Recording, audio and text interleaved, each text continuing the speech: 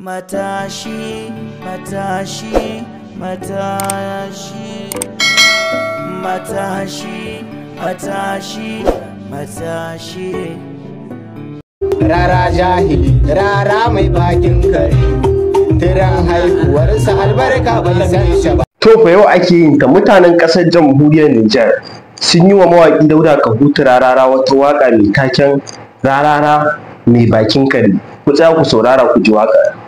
Rara jahili, gwamma kin yi sake kin haifo mana jahili, da ma kin yi bari san mu da. Wannan ita ce 'yar gajeriyar waƙar da kuka saurara daga bakin mutanen ƙasar jamhuriyar Nijar wacce suka yi wa mawaƙi Dauda Kahutu Rarara. Kamar yadda za mu kawo muku cikakkiyar waƙa ku saurara ku ji yadda suka ci zarafin mawaƙi Dauda Kahutu Rarara.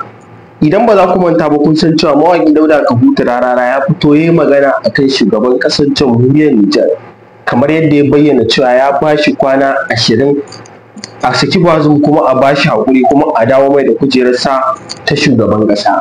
Mutane da yawa daga cikin ƙasar jamhuriyar Nijar a yanzu haka suna magana akan cewa Rarara ya za a yi shigo musu hulɗar cikin ƙasarsu, shi da ba ɗan ƙasar jamhuriyar Nijar ba amma yana zuwa ya katsalandar a cikin harkokin ƙasar jamhuriyar Nijar. A yanzu haka Rarara dai za mu iya cewa ya jawo wa kansa faɗan da ya fi ƙarfinsa, domin a yanzu haka maganar da muke muku matasan ƙasar jamhuriyar Nijar da kuma masu muƙami sun bayyana cewa jira suke kawai Rarara ya fara waƙoƙin da ya ce zai wa Bazum. Da zarar ya fara to ba zai gama lafiya ba, ƙarshensa ya zo.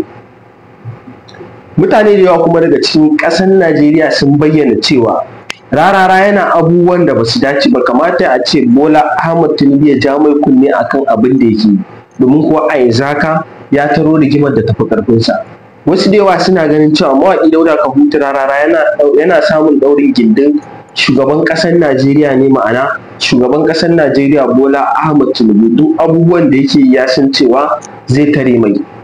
Idan ba za ka manta ba, a kwanan nan ko kuma mu ce a kwanakin baya aka yi garkuwa da mahaifiyar mawaƙi Dauda Kahutu Rarara 'yan bindiga, inda ake tunanin cewa Bola Ahmed Tinubu shi ya biya wannan kuɗin aka karɓo mahaifiyar Dauda Kahutu Rarara. Domin kuwa 'yan bindiga idan ba za ka manta ba a lokacin sun nemi wasu maƙudan kuɗaɗe a gurin Rarara domin a yi belin mahaifiyar Rarara. Duk da dai ba a bayyana wanda ya biya kuɗin ba, amma dai mutane da yawa suna zargin cewa shugaban ƙasa ne ya biya wannan kuɗin aka karɓo mahaifiyar Rarara.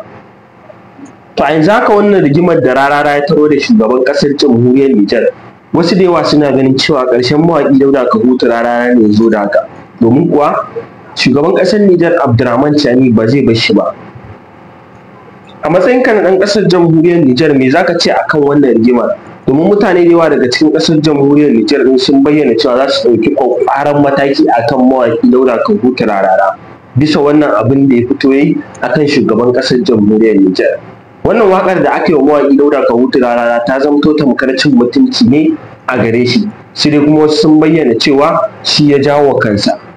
Ku ci gaba da bibiyar mu a wannan tasha domin samun zafafan labarai da kuma interview comment a kodayaushe. Me za ka ce akan wannan rigimar ta Rarara da shugaban ƙasar jamhuriyar Nijar Abdurrahman Chani? Mun gode.